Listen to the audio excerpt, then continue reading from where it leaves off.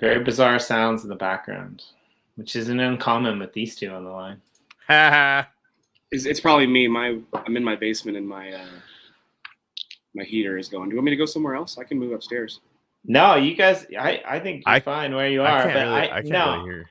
There was just opening a weird kind of train of thought to see where it went, and usually they go different places. But you got seriously, you guys have met a few times and you've played a few times and you've jammed out a few times and you've made some weird sounds a few times. So I'm kind of curious about that.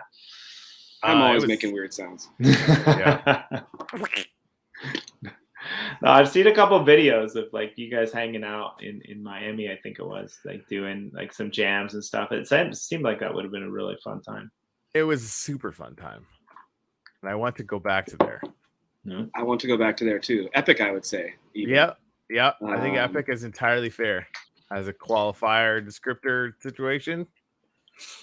I used to not really be a big fan of Miami until our hang, actually. It kind of changed my whole perspective of the whole state of Florida, if I'm being honest. But that was amazing. I have never met so many people and gotten to know so many people without meeting them in person before. So it was really cool for me to meet everybody in person and to just have face-to-face interactions. That's where I know I'm come off the best. I'm still getting used to this whole digital personality or trying to be authentic online. I'm trying my best, but nothing beats meeting people in person. I don't think you can be non-authentic to be for you personally. I know some people are very capable of it. I don't think that is an issue for you in any way, shape, or form.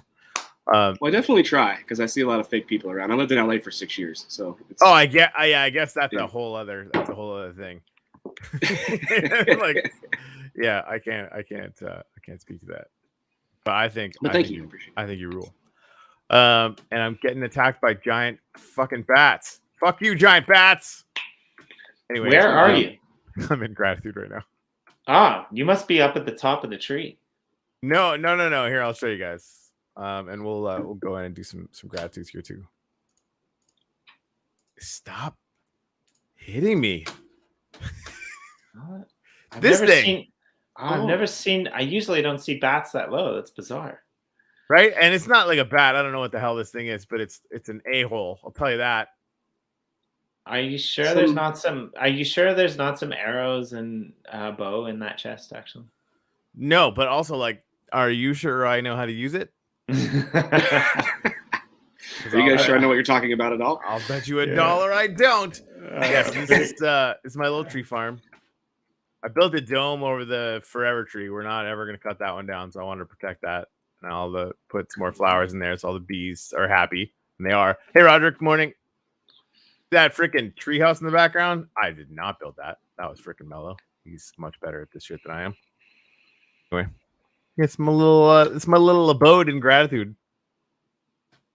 So cool. Yeah, it's kind of fun.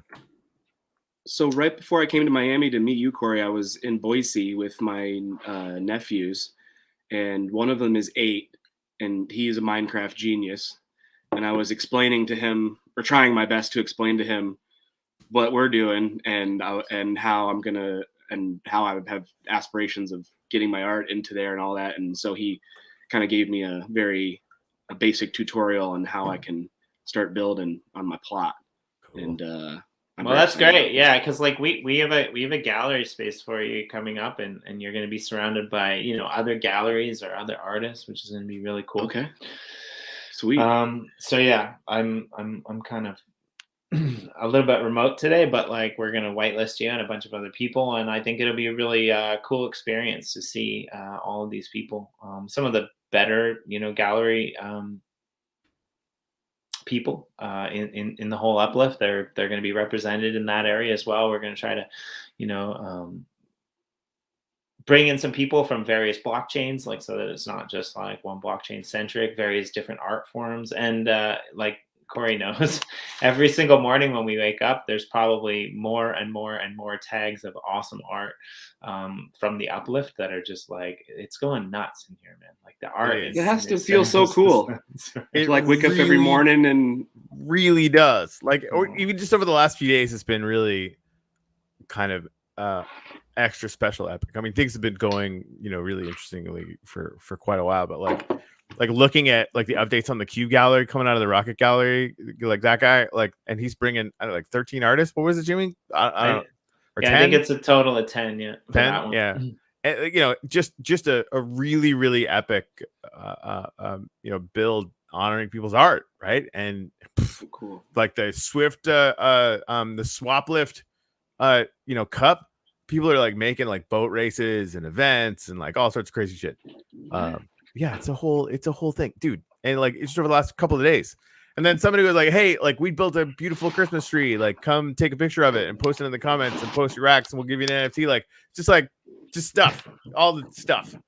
And that's so exciting. It really, really is. Yeah, really I'm so blown away by just like, because I'm admittedly very naive. This is this is my number one part of what I want to learn more about. I just feel like I just haven't had a lot of time to really dive deep on it, but I'm so excited about learning how to build myself because I've always liked to sculpt, and like I was watching my nephew do it and I was like, oh, I get it now. This is like, from a creative standpoint, just endless possibilities of shit you can build. And then like, that's so fucking cool. Yeah, it's fun. I'm so excited. I bought a land plot early on when I first learned about all of this, not really knowing what it was for. I'm just like, all right, I'm in. Like when right. I was just trying to learn. I was like, I'll just do everything that I can, that I learn, and just see what happens. So, yeah, man, so freaking cool. And I have like this idea for like because my plot is the one that I bought is like out in the water somewhere. So I want to do like an underwater stage or something like that. That's kind of my very new goal. I don't know if that's a possibility or if somebody's already done that, but probably. But I haven't heard of that being done yet. And no? I think it's totally possible. Okay, cool. Yep. All right. Well, sorry. Go ahead. No, I was just gonna ask what you're grateful for. Oh, what I'm grateful for? Yeah. I told this to Nathan the other day. I got up early the other morning and I was just reflecting on my whole year, as I like to do in the last couple of weeks every year. And from where I was at the end of February, I found out about the NFTs on the last day of February this year, to where I am now it seems like light years away. I was in a very dark place. I was kind of essentially forced to move from LA because of some unfortunate circumstances that happened in COVID, and all my live music work got shut down. And so I was like, for like a whole year, I didn't know what I was going to do. And then moved back to my hometown, and the place we had set up fell through. It was just a very unfortunate series of events. And then one day on TikTok, I found Gary Vee talking about NFTs, and it just sent me down this rabbit hole. And I'm so grateful for the opportunities for artists that NFTs present. And I'm so grateful for the wax community and for everybody that I've met in our little legend community. It's completely turned my whole world upside down, and for the positive, and excited me in a way that I haven't been excited since I first started music. And I'm just so grateful for being saved by the NFT space, and I'm so grateful for all the beautiful humans here and for what we're building collectively, literally and figuratively. And I can't wait to get more artists on board and to continue to share with the world what we're onto here. I think it's so special and so inspiring. So I'm just grateful for this year from March till now, because of this space and how it's saved my creative life. That's amazing. I'm making a couple for you. Oh, sweet. I could have kept it to a one-liner, I guess. I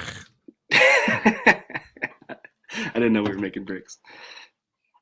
Yeah, honestly, it's the same thing for me. Like I started getting, the whole like Facebook memory thing or whatever. I got one from a year ago, and I was like, no, like, right, like that. Like, there's no way, like. The Uplift wasn't on really any public radar at all still at this point last year. Like that's like we weren't even talking about it. Isn't that incredible? Okay. I'm gonna. Right? We were just doing series 1, like not the bubble, right? I think that was like maybe right at the end of November or like mid-December, something like that. Like it was like right at the end of the year, and it was the same thing for me, Taylor. Like no gigs, no nothing, right? Like that. It was completely and totally Baronsville. Had a lot of time, and so just started doing other stuff. And it worked out. I mean, that's how I was like, I guess I'll draw. Right. I mean, I don't know. The thing that really bummed me out is I never thought that could be taken away. I never could have fathomed a scenario where I was like, I'll be able to play gigs forever, no matter where I am, no matter what. Mm-hmm. And I felt like I really got caught with my pants down in that mentality, and it made me rethink about everything, and I'm grateful for that too, because it shifted my perspective. I think pre-pandemic, I was much more focused on solely my own career and how I could get ahead and how I could, and it made me take a step back and realize that there's so many more things important, and that to build something greater than myself is not only a much more better use of my time, but it's going to be more fulfilling in the end anyways, because at the end of the day, really what I want to do is build community and help out as many other artists and be the artist that I needed coming up, looking out for younger artists coming through, and trying to figure out how to navigate life and also still create and fulfill their purpose. So for me, it's just been a complete 180 in that regard. And now I have this awesome art brand and company that I can do stuff with too. So I'm grateful for the freedom of time and focus to be able to choose some other mediums. Because I think I'm telling this to Nathan the other day too. I think that coming up, I felt so forced to be one thing, like you got to choose one thing and you got to put all your focus and time and energy into that. And I was like, all right, well, I think I love music the most, so I'll put my time and energy into that. But I also love to draw, and I also love to talk to people, and so now I get to do all of those things in the NFT space. And we actually just had our first Yoshi Drops recording for the new podcast that's going to be coming out next month. Cool. We did an interview with M Blue starting at the start.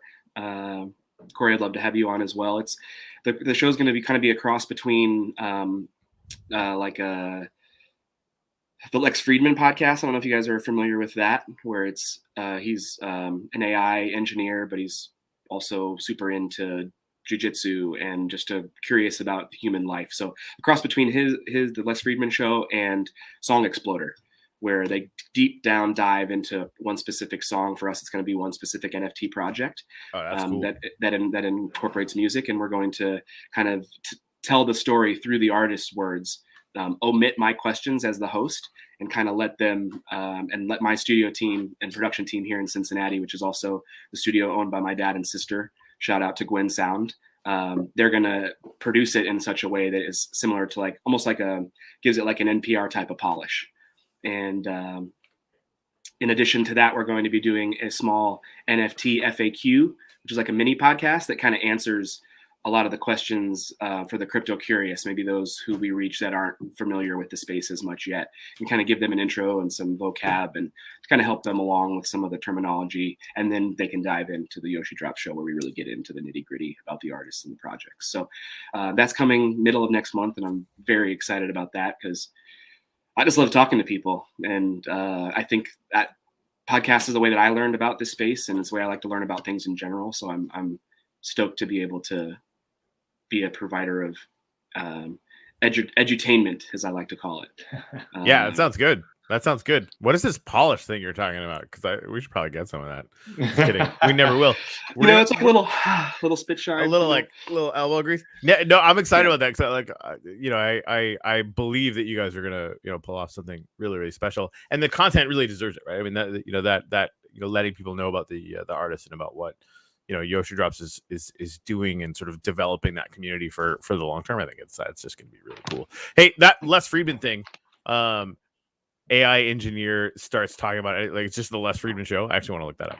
Lex Friedman podcast. Yeah. He's like 31, maybe 32. I don't know, maybe my age. He wears a suit every day. He's Russian born, but an American citizen.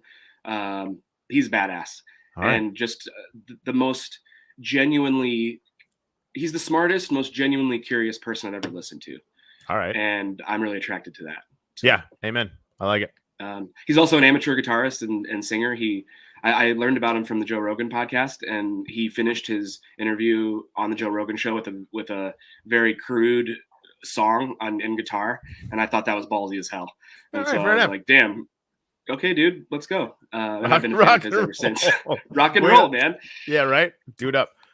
Jimmy, what are you grateful for?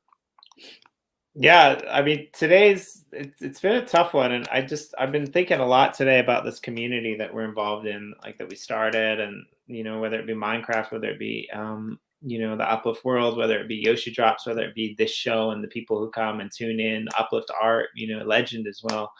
And I think we're just really blessed to have like a community that's so awesome, forward thinking, presses us all forward. And it's actually a little bit unnerving because I know that like the rest of the crypto space isn't like that. And so when I'm thinking about this, it's like, in one way it's good, but in another way, it gets, me thinking a lot more about the way that things are and the way that things should be. So today I'm actually just grateful for, genuine, honest, and trustworthy people. Always. I'm sorry. Could you say that but short? Sure. Grateful for genuine, honest, trustworthy people. Might fit. Yeah. That was one of the things that was so delighting for me, was to find a space on Twitter that doesn't seem toxic.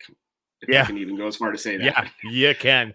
I still like. I went, because I'm a huge SpaceX fan, rocket fan, space fan since I was like 5 years old, whatever, right?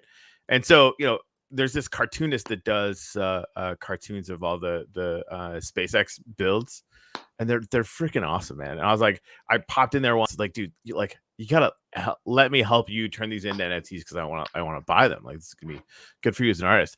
I got barfed on by outside of NFT Twitter, like the people that think that we're gonna kill, I don't know, like a bunch of pixies with fucking NFTs or whatever the fuck they think. But like just like it's just realistic as it is. It's shockingly ignorant. Like and again, like we're on the Wax blockchain, it's carbon negative, right? Not even carbon neutral. And just that toxicity is the only way to describe it, right? Like just like I have an opinion, I'm jumping on the like, this is bad bandwagon to get attention, and it just like I was like, I'm going back to where all the cool people hang out with. Holy shit! It was amazing. It was really, really amazing. And so yeah, I like very intensely seconded. It's nice to be around people, and it's not like crypto Twitter gets it right 100% of the time, but sure. We're in this group of people where a really large number of them are either building a project themselves or supporting projects or building a potential financial legacy for their family, multi-generationally, yada yada, right? So we're all like working really, really hard towards a bunch of goals, and it creates a totally different tone. I want to do one more. Okay. I'm grateful for the empowering aura of MBlue. Word. And so I think one thing that we all have in common is we all kind of ran into MBlue, independently in a kind of weird but very similar way. Yep. And that kind of brought a lot of us together, in another very bizarre, weird, and similar way, right? Like, if it wasn't for MBlue, I would be doing the show with Corey, right? And we wouldn't have you here on the show. Like, I remember the first time that we interviewed you, right? And so this is like, I think it's just really important to understand, again, the fact that like the toxicity is something I think here at the Uplift we're trying really hard to get away from. And I mean, I get it. Like, we have people in the comments that sometimes say that, not everyone is this privileged, but we're not necessarily that privileged either. We just are people who try to do the right thing. And I think that communal value of people who are trying to do the right thing, you know, can have a really big impact on the world, whether it be through art, whether it be through music, whether it be through, you know, passions or communities or charity or any of these things.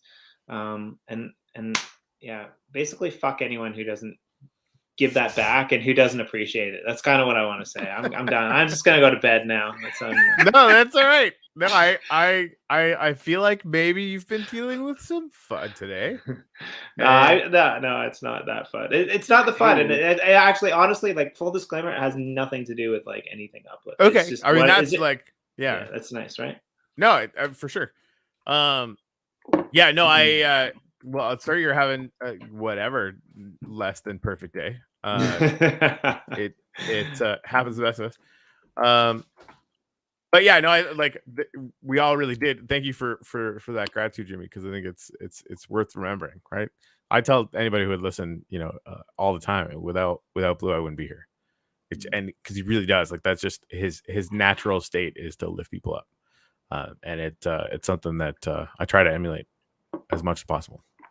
Well, and I think he tries to attract people who, like, I think he tends to attract people who do the same thing, right? And like, we've all had demons in our closet. I remember the first time that I you know, interviewed Taylor on the show, the first time that I met him, and like we clicked right away, right? And that's kind of why I started the show off with the curiosity about you two playing music, right? Because that must have been a very similar thing. And like, Nathan's there. Nathan has a lot of these very similar auras too, right? And it's like fucking pisses me off, because if I feel like I have to now go spend time that I don't have to learn how to play some damn musical instrument, even if it's a freaking tin can of beans in my garage, just so that I get to hang out, you know? What's Jimmy doing? He's tapping a can of beans with a pen. That's all he's got, but we love him anyway. Jimmy, I got an idea for you. If you can breathe, you can play harmonica. No, yeah, that's all true. you gotta do is have it in the right key. It's literally foolproof. Yeah. So let's get you a harmonica. He's wrong. Like this. I can keep a beat on the bongos. I'm not horrible. There you go. So I mean, you got two instruments. Can of beans and a pen. Like I kind of feel like that's where we need to start now. Yeah, right. That's a TikTok right there. Let's make a track with household items. I've seen that done before. Well, I think you nailed it, Jimmy. That the opposite of toxicity is gratitude, right?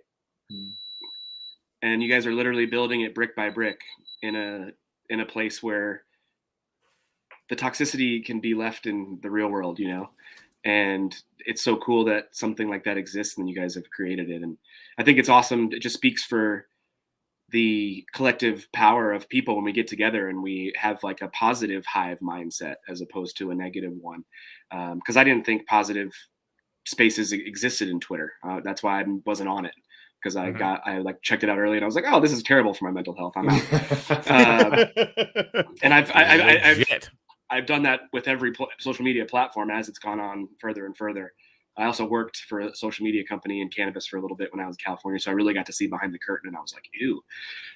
Almost like the boogeyman from Nightmare Before Christmas. It was just a bunch of bugs in a burlap sack. Like, that's essentially what social media is to me. It can be. Like, you really do. Yeah. You have to cultivate your network with care, right? And that's sure. Definitely a thing I learned on Facebook, doing, you know, really random lives, and then, you know, working in political advocacy for a while. And I'm, you know, reformed now and constantly reforming, getting away from all that insanity.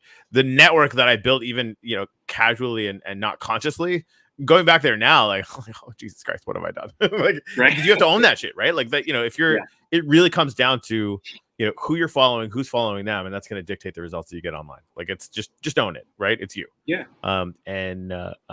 Yeah. So I mean, that's where on the flip side, you have to be extremely judicious, I think, and picky on, you know, the kinds of people that you follow and will continue to follow, right? You know, as far as, you know, pruning things or whatever.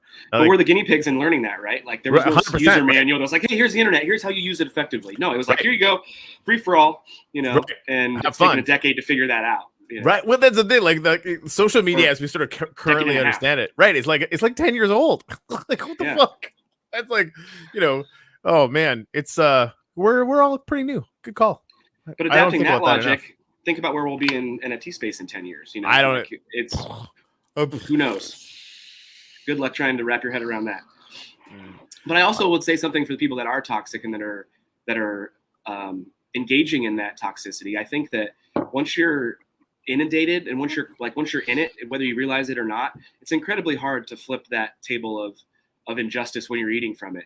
Like so many people are getting their whole families are their well-being is based on being a part of a corporation that they may or may not agree with.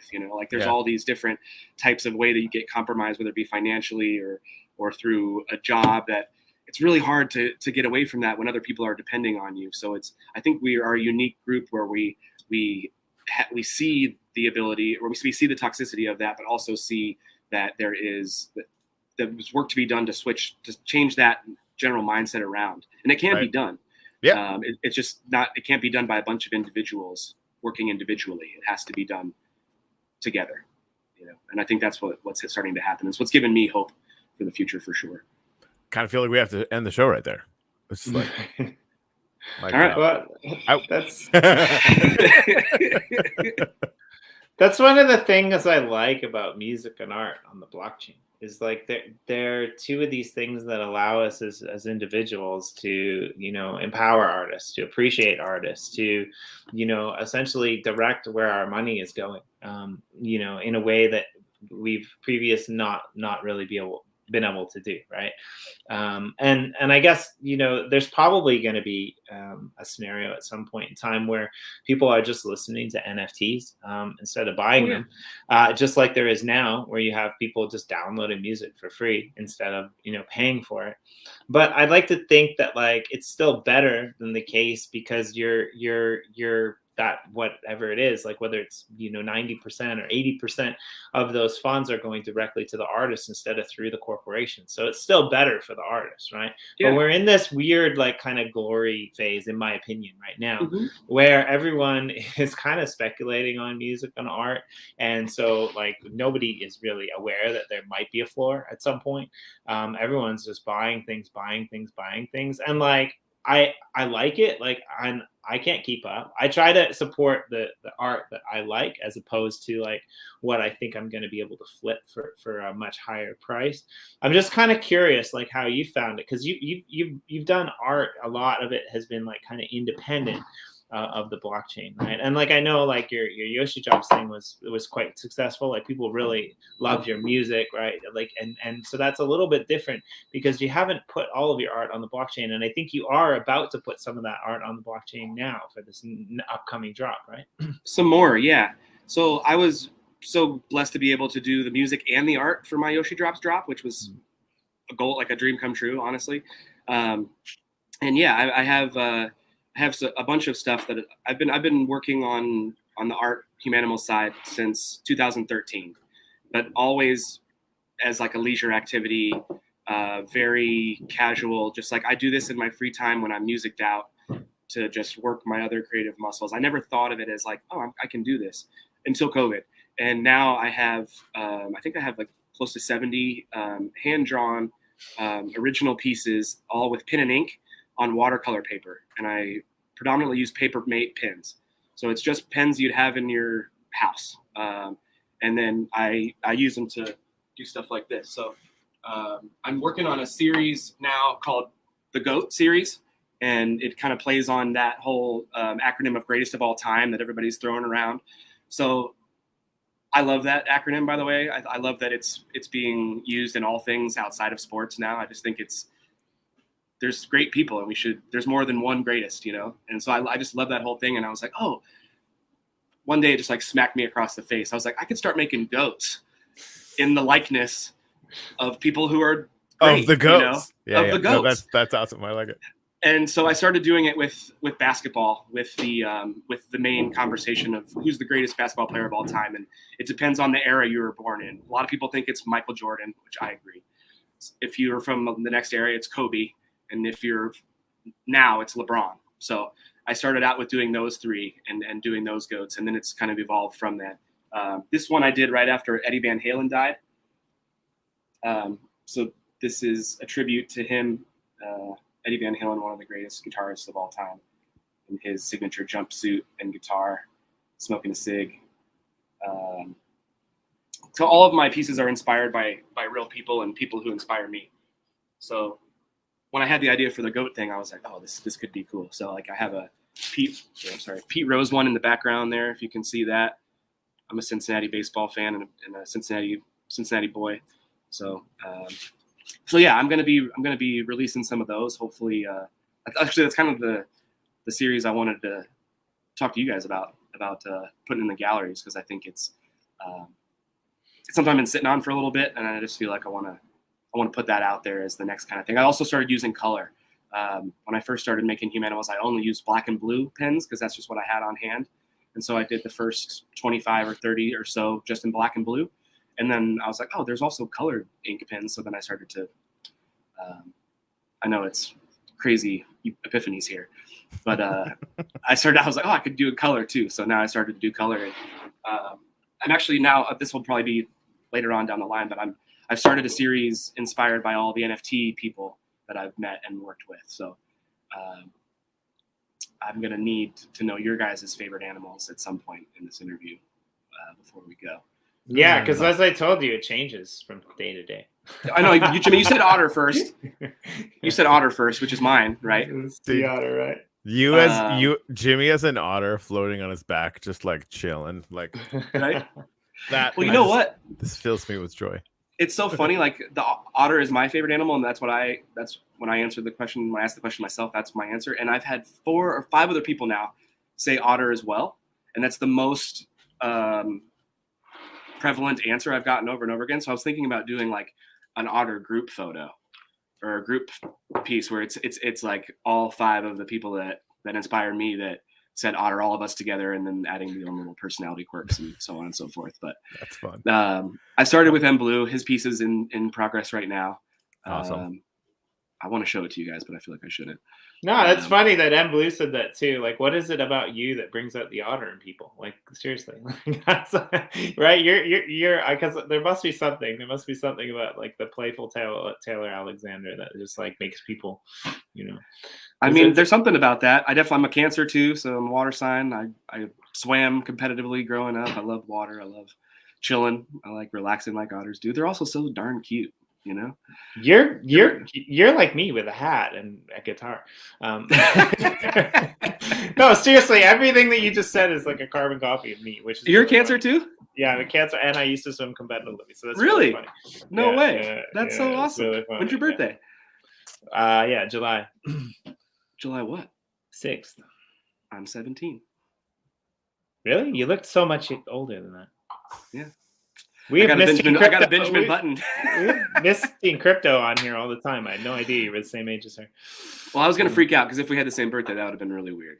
11 days off.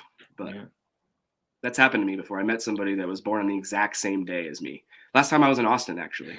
Oh wow. I was like, wait, when's your birthday? She was like, July 17th. I was like, what year? Sorry if that's rude. She was like, 1987. I was like, we're born on the same day.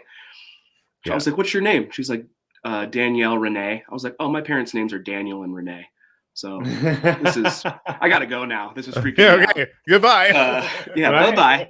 No, but it was so weird because I went to Austin looking for a sign because it was the first time I met M Blue, actually. I hadn't met him in person yet. And I was like, you know what? I love Austin. I want to start playing there more. My sister's moving there next month.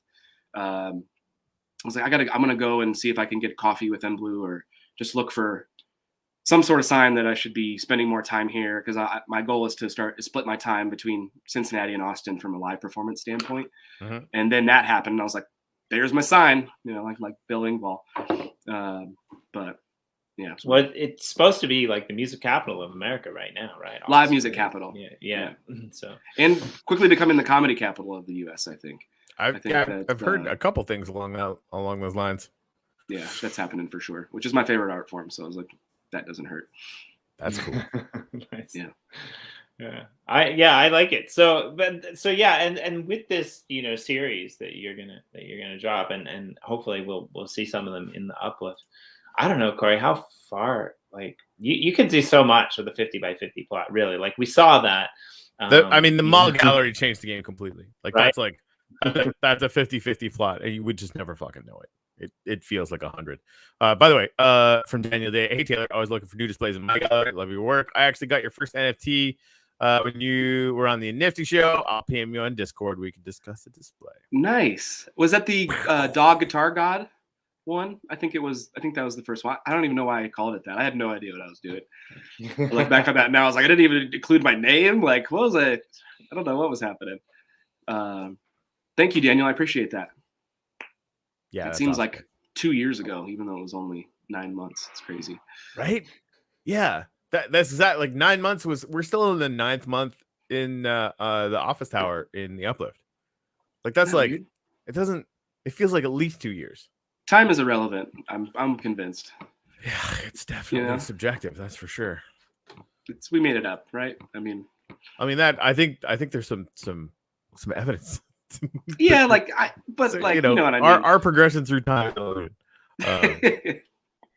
Yeah, but it's fun and makes music possible, so that's cool.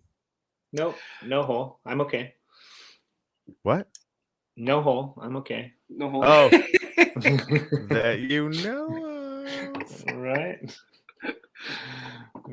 Somebody, yeah, I don't know. I'm excited. Yeah, so like tell us about that because that must have been really cool, right? Like, and if you go over to the Yoshi drops and you scroll down a little bit, you will see the box crates that you drop with the music and your art on it. And I think that might be an original. I think you might be the only person that's actually so far on Yoshi drops done your own art for your own music. So I think maybe yes, that's pretty cool as well.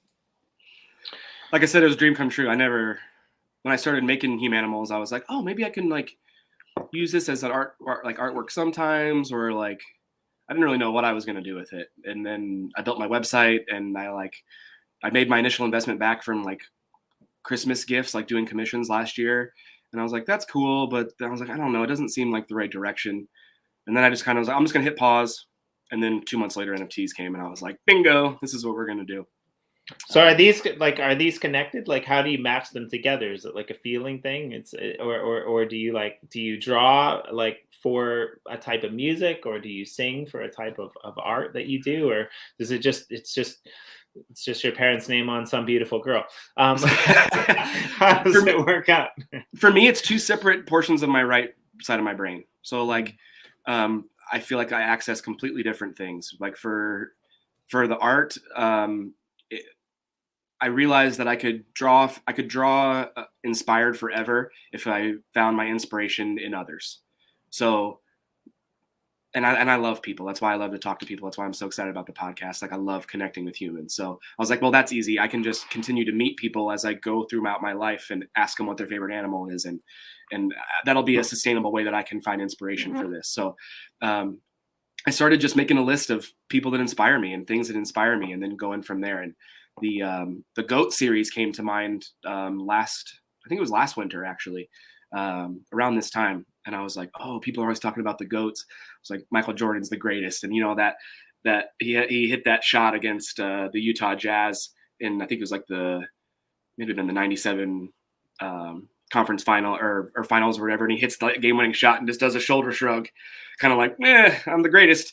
So I chose that pose from him, and I kind of I do some Google images searches, and I took that image of him, and then I tried to find a picture on Google I type in the stupidest thing, like goat face, or like Michael Jordan shoulder shrug, and I just trying to kind of find angles of stuff that I can use as a reference. And then I use those, and I kind of compose in my head what I want it to kind of look like, but it's blurry, it's not focused. And then I use those two juxtaposed Google images to kind of somehow figure out a way to meld them together. And I use those photos for perspective, so I can make it have I don't know, like maybe like a 30% of a shred of reality, 50% of like having some sort of realistic entity to it, but you can also still tell that it's hand drawn. So it's like, it's somewhere in the mix between something that's familiar, but something you've never seen before. And that is the through line in music. I try to create stuff, something that it sounds familiar, but you maybe never heard before. And when I compose music, I normally start with a riff. And then I just start, or a lot of times I'll just jump in and just start improvising or ad-libbing full-on lines of songs. And a lot of times those are the first line to a song, and then something inside sparks and lets me know, hey, that's cool. And I don't know what that is or how I know what that is. I just know it when I feel it. I think I call it the prism effect. I know that for me as a songwriter, it's like there's these ideas floating around in these waves that are around when I sit down to go to work.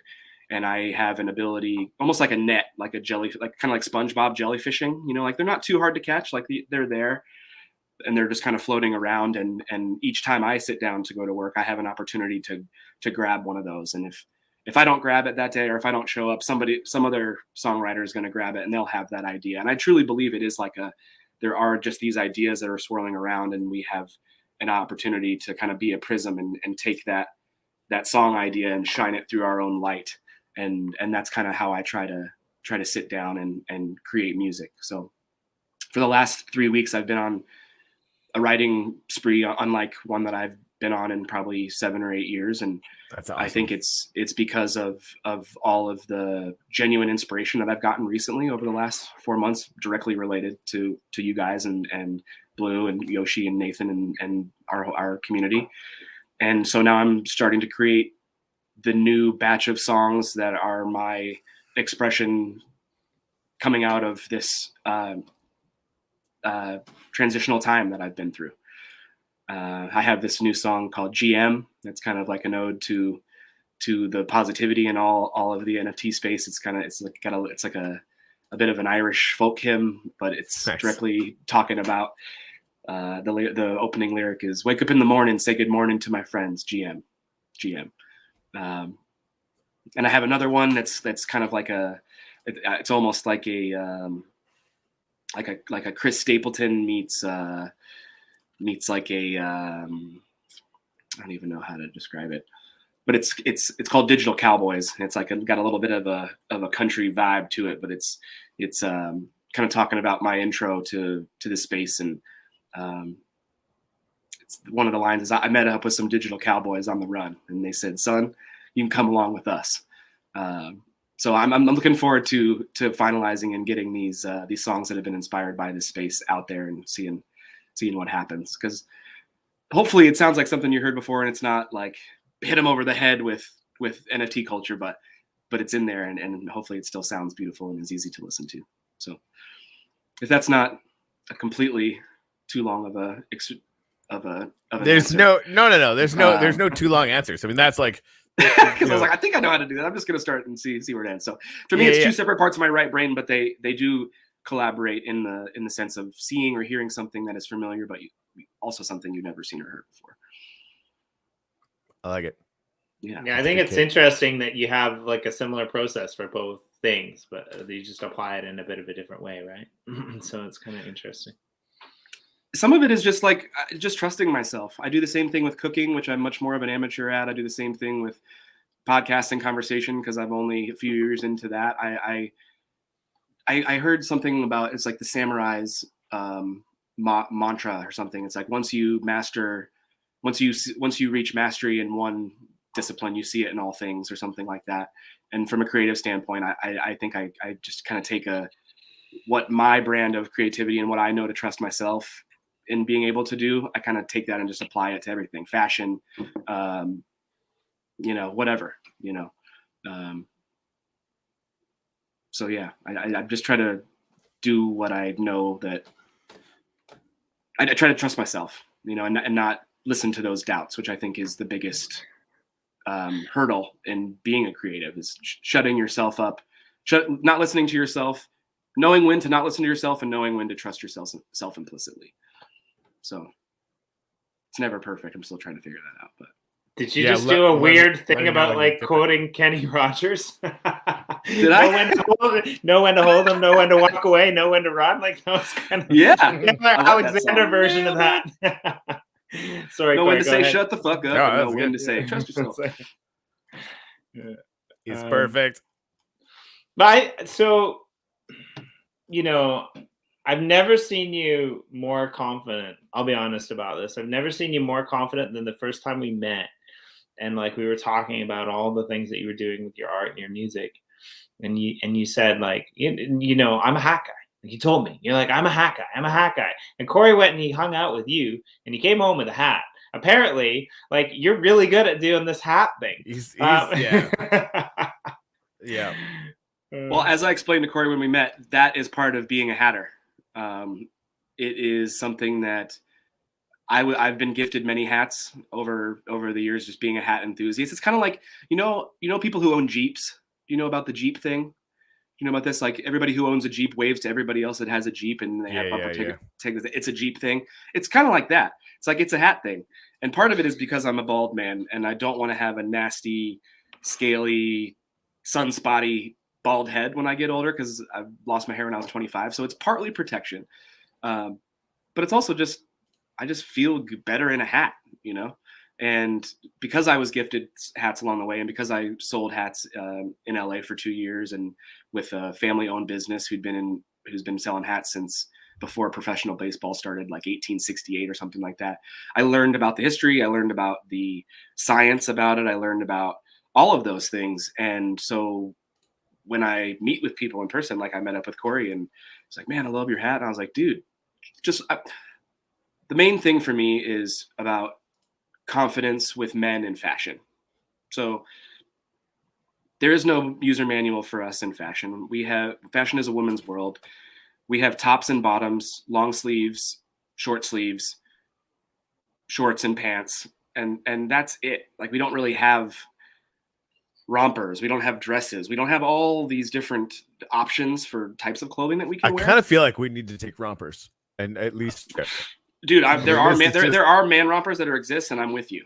I feel like that's a thing that needs to be part of my life. Next conference, we should all get rompers and just be a man romper gang. How funny would that be?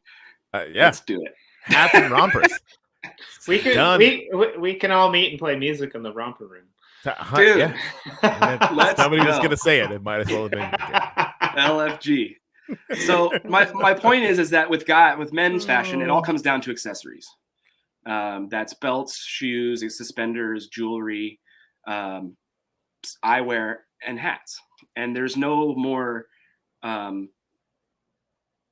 don't want to say polarizing, but just dramatic. There's no more dramatic accessory for men than the hat. And that's why we've been wearing them for hundreds of years. And only in the recent, like, kind of corporate, shaven face, like, you know, swoop over hair, has it become not a thing where men don't wear hats. Like, these last 50 to 70 years is the only time where, in the last couple hundred years, where men haven't worn hats everywhere they go all the time. Mostly because people stunk, I think, and there was less showers and less medical everything. But so once I learned that, and I learned that the difference between, for instance, I'll show you that. So this outfit looks like this with this hat, and then when I put a beanie on, it completely changes the vibe. Now I'm much more streetwear. With this, I got Run DMC vibes. It's much more hip. Now you can even take it one step further, and this is like LA streetwear, where it's hot outside, so you got your ears showing. So, and then you could also do like an extreme hippie version, and you could do a long stack, and you could have it in the back here, and then do this with shades, and then it's like a hipster version. I feel like this needs to be an NFT collection. Seriously, like that's really good. Like Taylor's hats. Like, no, but you're totally right. Like, I'm not a hat guy, and I never thought about that. But like you've made Corey. You know, he looks a lot more dignified with that hat that he's wearing. And like, you know, I'm obviously like not used to seeing him in a hat like that, right? Like, so I was surprised. I like it. Yeah. Well, I believe there's a hat for every man. We just have to spend some time together figuring it out. Like, for me personally, I only have like 4 styles of hat that I can wear that look good on me. Nice. One of them is a cowboy hat, which I choose not to wear. Llama romper. Like, I need to trim down pretty substantially to pull this off. But yeah, I think I actually used lompers. I believe. Is that real? No, I don't know. Made that. Oh my god! If that's not real, somebody needs to steal that and run with it. LLAMPER. Yeah. Nailed it. Anyway, Fortnite thing. But yeah, so I was explaining this as we were hanging out in the wee hours of the morning, and Nathan was there and Biff was there, and I was like, guys, let me show you. And I put the hat on Corey, and I was like, see, And he was Yeah, like, and literally everyone was. That's exactly like a chill, silence, washed across the backyard where we were all hanging out at like 3:30, 4 o'clock in the morning, whatever the fuck it was. I mean, it's you can't argue with it. And I was like, dude, this hat is for you. Wrong. Take it and wear it and just see how you feel. Because it's all about a confident. Hat wearing is 80% confidence, 20% style.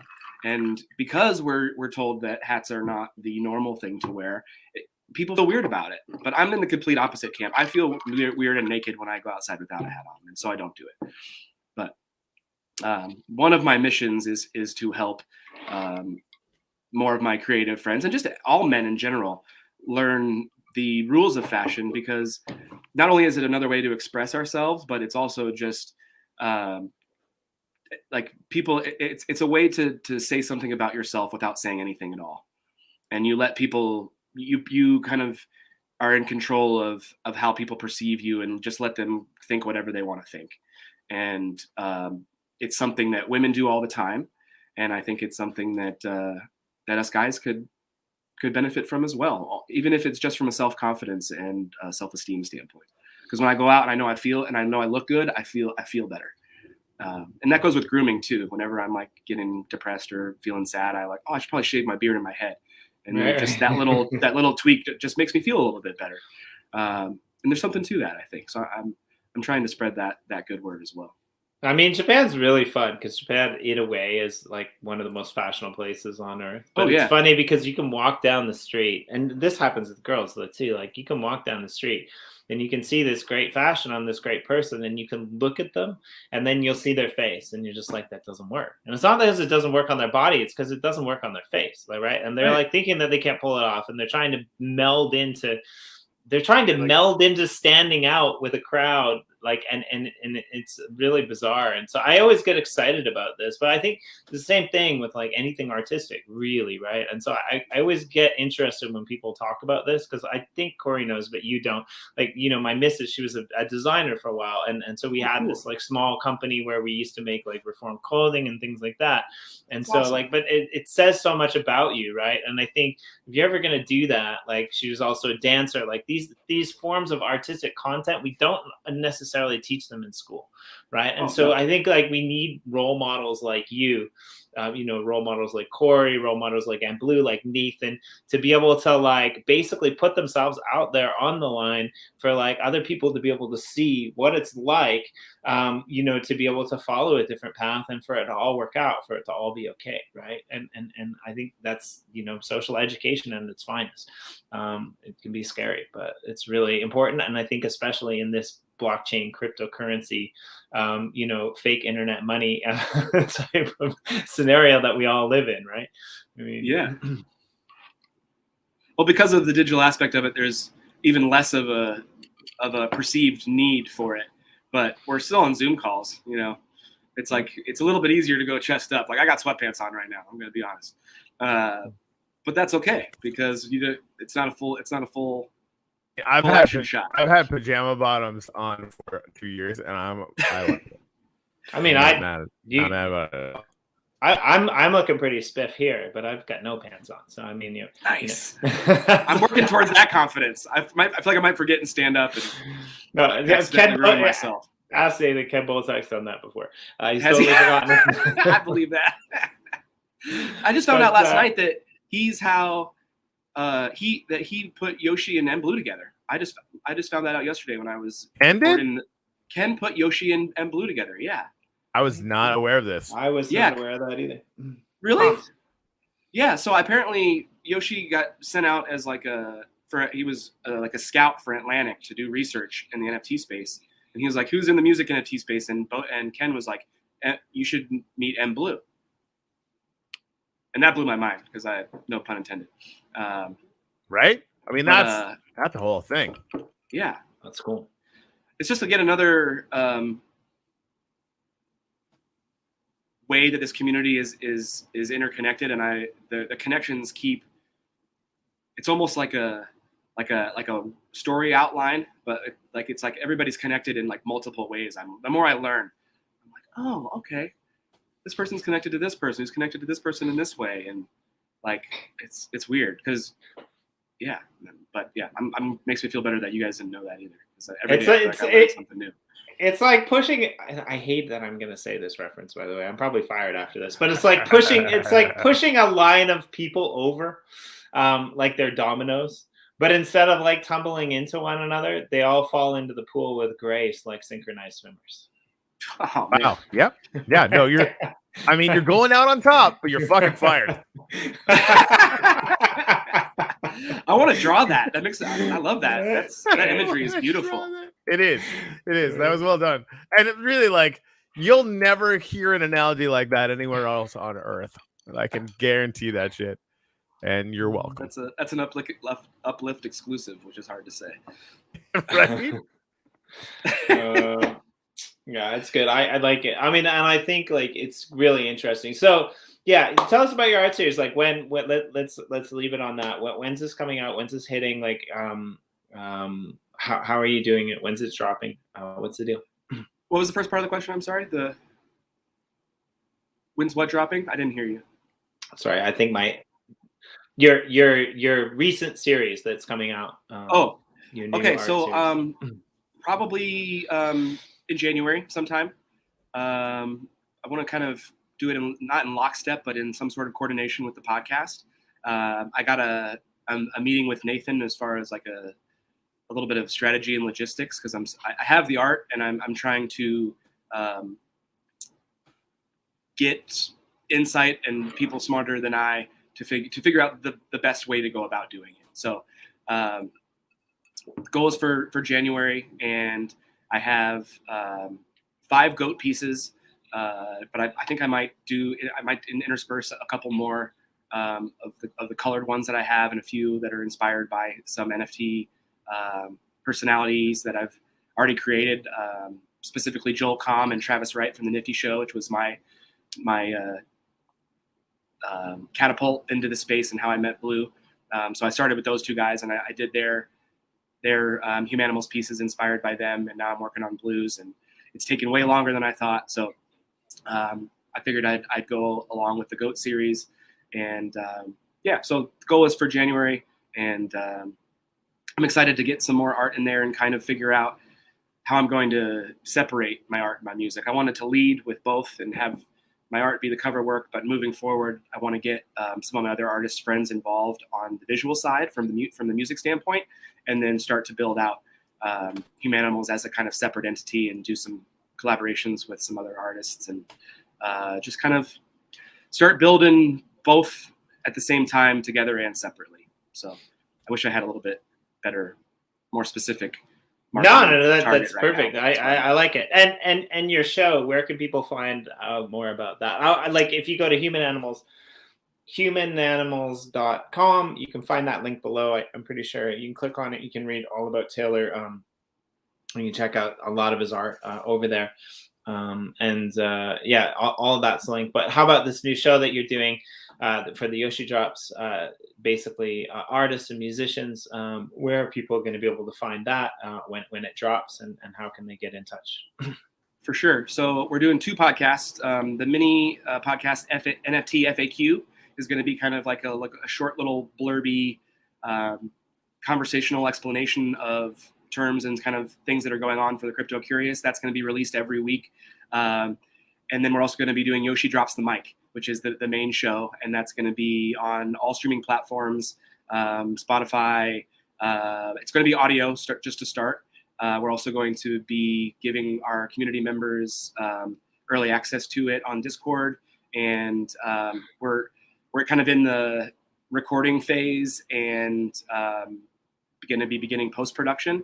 And I'm going to know some more details about that moving forward. But the goal is for mid-January to launch. And I'll have pilots sooner that I can share with you guys privately, so I can get your feedback probably by early next week. Cool.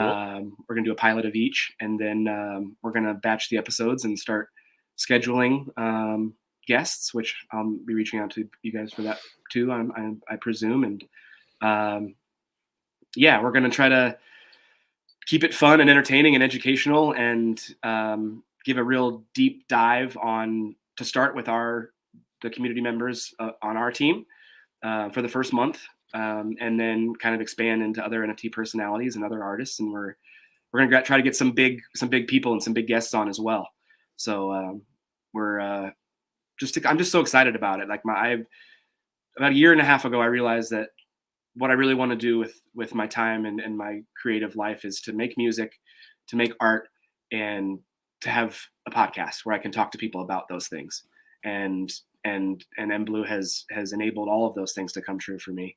And the team and my studio team here, Gwen Sound, which is also my family, has been able to help. One of the things that inspired me so much was reading and learning about Joel and Travis and how their sons help them so much with how they're just working with their sons and they're creating this amazing thing. And I was like, man, I really want to work with my dad on something like that. Like that would be really cool. And now with his studio, I get to work with him and my sister, and I'm just over the moon about it. So can't wait to share it with you guys. Can't wait for you to hear the music and to hear the conversations and to hear the kind of the behind the scenes story of how all of this went down and how every project is created. We're just trying to really pull back the curtain and give people a deep dive and look in while providing genuine conversations so that you feel like a fly on the wall, you know? That's cool. And we're going to be offering NFTs every week too. So we'll have assets to acquire. And I don't know if we're going to do a listenership token or what the deal is with that. I'm super open to ideas and to brainstorming with that if you guys would be interested in helping me. But yeah, I think that kind of thing is like it's sort of inevitable, right? Like, you know, getting something on the books, testing stuff like that out. I mean, that's something that I've been spending a lot of time thinking about for sure. Awesome. And if you have a specific song, Corey, that you'd like to have on the show, I'd love to start doing my questionnaire research and anything like that. If just no pressure on timing or anything. I mean, maybe start with on the bubble. Just, I mean, it's you know, if I'm not mistaken, the second music video NFT. Is that your version of My Bitcoin Bull? Yep. So we did a deep dive. I'm just gonna spill the beans. We did MBlue is the first guest, and My Bitcoin Bull is the first song that we did the deep dive on. And he talked all about your version of it. And we were thinking about maybe including his jazz version, the original version, and your version on that episode. Oh, okay. But also because it's a perfect lead up to you as a character on the show to then have you on later on. Yeah. So we could maybe use that song as an intro for your episode, but I'd like to do a deep dive on maybe another song. Sure. We can really highlight you, if that's okay. Yeah, of course. Yeah. No, because MBlue was like, I want you, he's just like saying to me, he was like, I want you to do a version of Bitcoin Bull. So I was like, why don't we do a full length album of 12 different artists iterations of one song? I kind of want to do that with Solace someday. There's just so many different ways we could. Let's do it with a bunch of songs. Like there's the rules are there are no rules, right? That's true. I like it. I fucking love that. That's my favorite rule. That's a good rule. All right, hey, I gotta go. I'm fucking late. I gotta go. That's all you gotta say. You gotta go. You guys can keep on keeping on, but I gotta rock and roll. Taylor, freaking love you. Thank you for the hat. Thank you for being our hat ambassador, and being my fashion consultant, which I still sorely need. Hey man, I'm coming back to Miami soon, especially when it starts to get cold here. So let's put a date on the calendar and let's have a hang thang. All right, I like Mandate. It. Mandate. Yeah, and so we're definitely gonna have to get you back on to talk about the progress when things jump off. But definitely go and check out the art in the meantime. For sure. If you haven't done it, go check out the Yoshi Drops music. In the meantime, you can do that over on Nifty or over on Atomic. And thanks for joining us. And dude, thank you so much for having me. I love talking with you, Corey too, but you specifically. I met you first. I mean, what can I say? Yeah, fair enough. That's funny. No, I'm just kidding. No, I like it because he'll never know until I make an NFT out of it, and I'm gonna do that. I love it. So I'll know more about the GOAT series later today, or as soon as I meet with Nathan, and maybe we could just jump on a quick call. I'm still got some questions about the processes of of getting stuff into galleries, and I kind of want to just pick your guys' brain a little bit. Yeah, about for Uplift sure. stuff, just because I feel so naive about it, but it's on my docket of things to research and get into the first part of this year. So this is normally my slow time for gigs, so I want to spend it recording and learning and building up an Uplift. So that's my goal. Yeah, it'll be fun, and I think Nathan's gonna have a gallery over there too. So maybe we'll just put you two together. Ooh, that'd be fun. Right? Yeah, I'd love that. We're working on some musical and art collabs right now too. I had this old song snippet called "Love Cake" that I wrote a long time ago, and I sent it to him and Bang Out, and it's just a chorus, but he's all about. I love his positivity and yeah, he's all about love cakes for sure. Yeah, right. Cool, brother. All right, thank you so much. Yeah, thank you, and thanks for everyone who jumped in the comments. Thanks for joining us all. We'll be back. Corey and I will be back tomorrow night with awesome Lenny for Media Moguls, and then on Thursday, I think we're gonna do a Miami Crypto Vice episode over on the Crypto Writer channel, where we're actually gonna have Nathan and Mello and a few other people who are involved in Sean from Crypto Writer, who are involved in the Miami art and crypto scene. So definitely check that out. And yeah, thanks all for joining us, and we'll see you guys all on the flip side. Maybe we could do a song next time when the podcast comes out. Is that possible? Could I do a song on here? We could totally do a song. I mean, you could do one now if you have your guitar, but that's maybe a little bit too much pressure. So let's save that for next time, or we can do it one now. Yeah, give us a little bit of a strum. Strum us out, and then I'll just I'm going to debut this new GM song, this new Good Morning song that I'm working on. It's not done yet, but I'll debut it here. It's just I'll play what I have so far. And we'll know you're done when you tip your hat. Yep, and then that'll be the end of the show. Right. Can you hear it okay?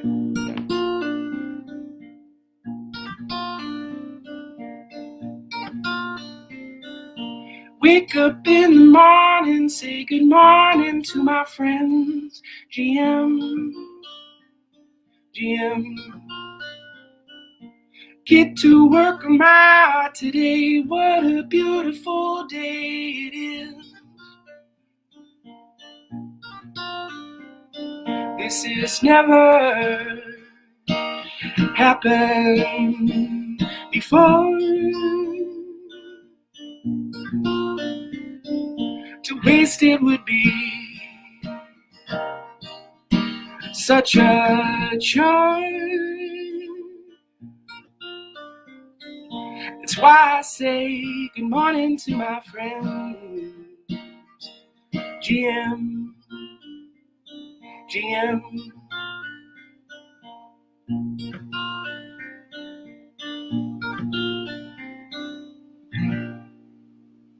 GM.